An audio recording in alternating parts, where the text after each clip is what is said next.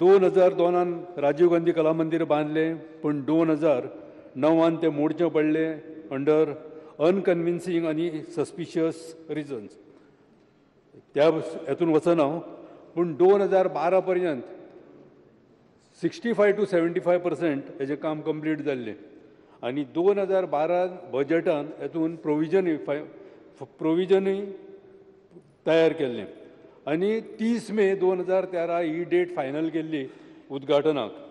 अशी प्रत्येक वर्सा प्रोविजन सोपयता, प्रत्येक वर्सा हे प्रोविजन करून करून प्रत्येक वर्सा 3-3, 4-4 डेट्स दिवन आनीक अजून पर्यंत कंप्लीट जायना.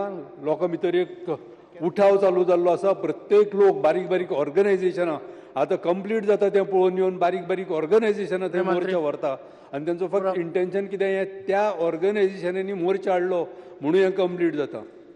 28 फेब्रुवारी ही लास्ट तारीख केल्ली. 13 मार्च आमी मिनिस्टरान ऑनरेबल मिनिस्टरान तारीखय फिक्स केल्ली, पूण 13 मार्चाक तें जालें ना.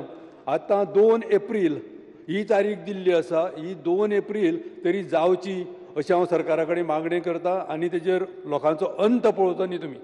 Thank you speaker sir. ऑलमोस्ट 98% ते साधं एक म्हणजे एक इलेक्ट्रिसिटी कनेक्शन आहा, हें कनेक्शन उरलेलें आहा.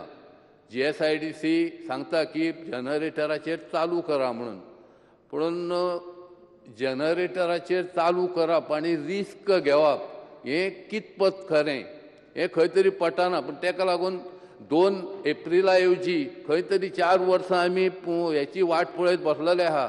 एक थोडे आनी 20-25 दीस तांकां आमचे सारके